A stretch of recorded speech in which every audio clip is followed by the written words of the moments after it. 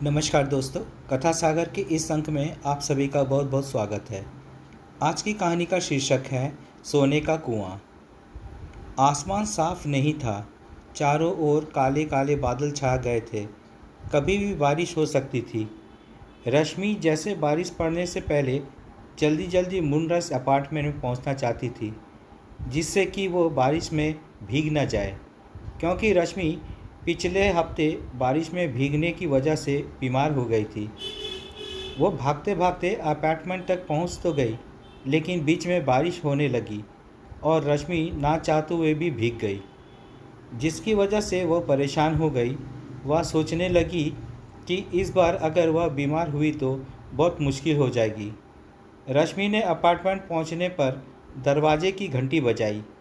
कुछ देर तक दरवाज़ा खोलने के लिए कोई नहीं आया। रश्मि ने फिर से दरवाजे की घंटी बजाई।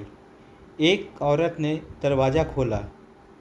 उस औरत ने रश्मि को घूरते हुए पूछा, क्या है? रश्मि ने कहा, जी मैं वॉशिंग पाउडर कंपनी से आई हूँ।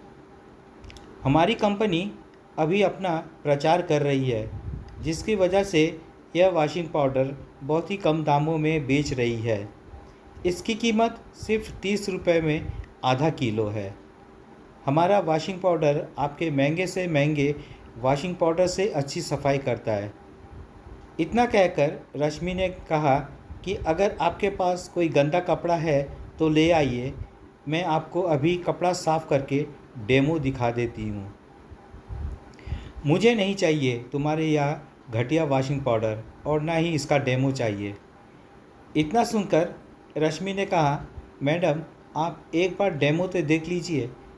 अगर आपको वॉशिंग पाउडर पसंद नहीं आया तो आप मत लेना। डेमो का कोई पैसा नहीं लगता है। रश्मि की बात सुनकर वो औरत बोली, अरे तुम कम सुनती हो क्या? इतना कहकर उस औरत ने धड़ाम से अपने घर का दरवाज़ा बंद कर लिया। रश्मि के चेहरे पर एक निराशा सी छाई हुई थी, जो कि उसके चेहरे पर साफ झलक रही थी, लेकिन उसने प्रयास करना जारी रखा। वह अपार्टमेंट के अन्य घरों में भी गई, लेकिन इस अपार्टमेंट में सिर्फ एक ही औरत ने उसका वॉशिंग पाउडर खरीदा। बाकी लोगों ने उसको भगा दिया। अब रात होने वाली थी। वह अपने घर वापस लौट रही थी। रश्मि के दिमाग में एक ही बात बार बार घूम रही थी, जो उसके मैनेजर ने उसको कहा था। रश्मि के मैनेजर ने कहा था कि महीने का अंत चल रहा है और तुम्हें 20 वॉशिंग पाउडर बेचने का टारगेट दिया गया है और तुमने अभी तक सिर्फ 3 ही पैकेट बेचे हैं। यह सुनकर रश्मि ने कहा कि सर, वॉशिंग पाउडर बेचने की पूरी कोशिश करती हूँ, लेकिन हमारी कंपनी नहीं होने की वजह से लोगों को कन्विंस नहीं कर पाती हूँ। यह सुनकर रश्मि का मैनेजर कहता है, देखो हम किसी को भी फ्री में सैलरी नहीं देते हैं। अगर तुमने टारगेट पूरा नहीं किया तो हम तुम्हें नौकरी से निकाल देंगे। यह सुनकर रश्मि ने कहा, सर ऐसा मत कहिए, क्योंकि इसी नौकरी के भरोसे मेरा घर चल रहा है। इस बात को सुनकर मैनेजर कहता है, यह सब मैं नहीं जानता। अगर तुमने कल तक 20 वॉशिंग पाउडर के पैकेट नहीं बेचे तो तुम्हें कल के बाद नौकरी पर आने की कोई ज़रूरत नहीं है। लेकिन रश्मि टारगेट पूरा नहीं कर पाई। वह बहुत परेशान थी। वह मन ही मन सोच रही थी कि कल वह मैनेजर मुझे नौकरी से निकाल देगा। फिर मैं कैसे बाली और संगीता का ध्यान रखूंगी। उसने भगवान से कहा, भगवान मेरी मदद कीजिए।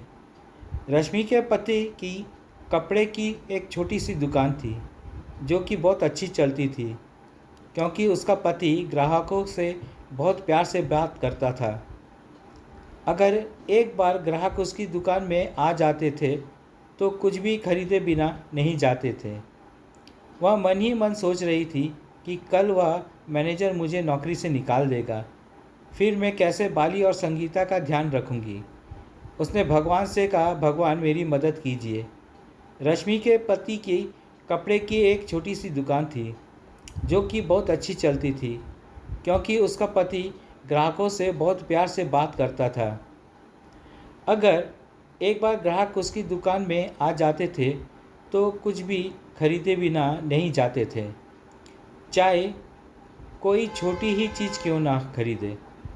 रश्मि के पति दीपक का बहुत ही अच्छा खेलता परिवार था, लेकिन एक दिन अचानक दीपक की दुकान में किसी शॉर्ट सर्किट की वजह से आग लग गई। दीपक भी उस समय दुकान के अंदर ही था। उसने बाहर निकलने की बहुत कोशिश की, लेकिन उस आग में कपड़ों के साथ वह भी झुलस गया था, जिसकी वजह से वह इस दुनिया में नहीं रहा था। दीपक के चले जाने के बाद दोनों बच्चों की जिम्मेदारी रश्मि के ऊपर आ गई थी। पिछले 1 साल में रश्मि सेल्स की नौकरी कर रही थी। कभी टारगेट पूरा हो जाता था तो कभी नहीं होता था, लेकिन इस बार रश्मि को टारगेट पूरा ना हो पाने की वजह से नौकरी से निकाल दिया गया था। पिछले कई दिनों से वह एक नई नौकरी की तलाश में थी, लेकिन उसे कोई भी काम नहीं मिल रहा था। घर का किराया और बच्चों की फीस भी देनी थी। घर का राशन भी ख़त्म होने वाला था। आज जब रश्मि शाम को घर लौटी तो वह बहुत उदास थी। तभी उसकी बेटी ने कहा, माँ, क्यों उदास हो? चलो हमारे साथ खेलो ना। रश्मि ने कहा, कुछ नहीं हुआ है, सब कुछ ठीक है। अब वह अपने मासूम बच्चे को कैसे बताती कि वह क्यों उदास है, लेकिन बच्चों के ज़िद करने की वजह से रश्मि अपने बच्चों के साथ बॉल खेलने के लिए चली गई। बॉल खेलते खेलते बच्चों ने बॉल को इतनी तेज़ मारा कि वह लुढ़कते हुए झाड़ियों में चली गई। उसकी बेटी ने कहा, माँ, बॉल झाड़ियों में चली गई है, मैं लेकर आती हैं। आप बाली के पास रहो, मैं झाड़ियों से बॉल लेकर आती हूँ। संगीता बॉल लेने के लिए झाड़ियों के पीछे चली गई है, लेकिन तभी उसकी जोर से आवाज़ आने लगी, माँ बचाओ बचाओ। जैसे ही रश्मि ने संगीता की आवाज़ सुनी, रश्मि और बाली संगीता की तरफ भागे। जैसे ही रश्मि ने झाड़ियों के पीछे देखा, उसकी आंखें खुली ही रह गई। झाड़ियों के पीछे एक गहरा सा कुआं था, जिसमें संगीता गिर गई थी। संगीता नीचे से ज़ोर ज़ोर से बोल रही थी, माँ बचाओ, मैं डूब रही हूँ। अचानक संगीता कुएं में से गायब हो गई।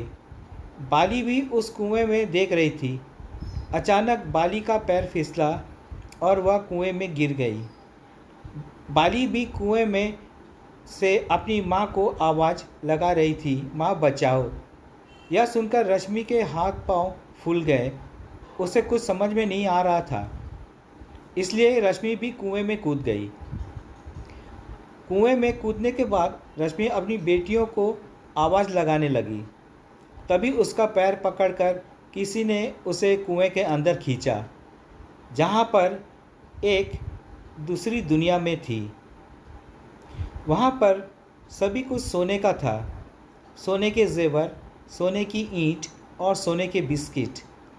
तभी उसने देखा उसकी दोनों बेटियां भी सही सलामत वहीं पर बैठी थी। जैसे ही दोनों बच्चों ने अपनी माँ को देखा, वह अपनी माँ के पास दौड़ी चली आई। रश्मि ने कहा, तुम दोनों ठीक हो मेरी बच्चियों? भगवान का लाख लाख शुक्र है कि तुम दोनों ठीक हो। संगीता और बाली ने कहा, हाँ माँ, हम दोनों बिल्कुल ठीक हैं। उन्होंने अपनी माँ से पूछा, माँ, यह कौन सा जगह है? यहाँ पर कोई भी इंसान नज़र नहीं आ रहा है, और यह चारों और पीली पीली चीज़ें क्या है? तभी वहाँ से एक व्यक्ति प्रकट हुआ, जिसका आधा शरीर इंसान का था, आधा शरीर पत्थर का। उसने कहा, यह पीली चीज़ें सोना है, सोना। यह सुनकर रश्मि चौंक गई। बोली, इतना सारा सोना यहाँ कहाँ से आया और यह सोना किसका है? और यह कौन सी जगह है? यह सुनकर उस व्यक्ति ने रश्मि को बताया कि यह पाताल लोक है और मेरा नाम जमाल है। मैं पाताल लोक का निवासी हूँ। मैंने एक बार लालच में आकर पाताल लोक के मंदिर से सोने की चोरी कर ली थी। कुछ दिन बाद यह बात यहाँ के पुजारी को पता चल गई थी और उसने मुझे श्राप दे दिया कि वह पत्थर बन जा गया। जब पुजारी ने जमाल को श्राप दिया तो पुजारी ने पैरों में गिर गया और क्षमा मांगने लगा। बोले, मुझे माफ़ कर दो, मुझसे बड़ी गलती हो गई। पुजारी ने कहा, यह भूल नहीं पाप है, तुमने देवी के मंदिर से चोरी की है। जमाल बोला, मुझे इतनी बड़ी सज़ा मत दीजिए।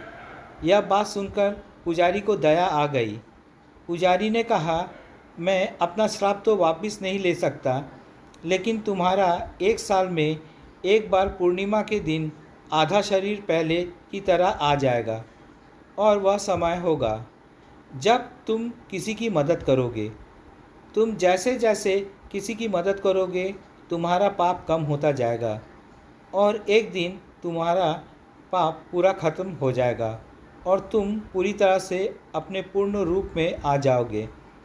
आज पूर्णमासी है और जमाल अपने पूर्ण रूप को पाने के लिए रश्मि की मदद करना चाहता था।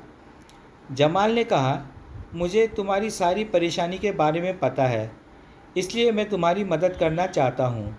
जमाल ने रश्मि को 100 सोने की मोहरें दी और कहा, इससे तुम अपनी नई ज़िंदगी शुरू करो। इतना कहकर जमाल फिर से पत्थर का बन गया। कुछ देर बाद रश्मि अपनी दोनों बेटियों के साथ कुएं से बाहर आ थी और वह कुआं भी अब वहां से गायब हो गया था। रश्मि ने सोने की सभी मोहरों को बेचा और अपनी एक कपड़े की दुकान खोली। थोड़े संघर्ष के बाद रश्मि का दुकान अच्छी चलने लगा। रश्मि आज अपना जीवन और अपनी दोनों बेटियों की पढ़ाई लिखाई का सारा खर्चा उस दुकान की कमाई से चलती है। तो दोस्तों, ये थी आज की कहानी। अगर कहानी पसंद आए तो कमेंट्स, लाइक और शेयर ज़रूर कीजिएगा और चैनल में नए हो तो सब्सक्राइब ज़रूर कीजिएगा। मिलते हैं अगले वीडियो में एक नई कहानी के साथ। धन्यवाद।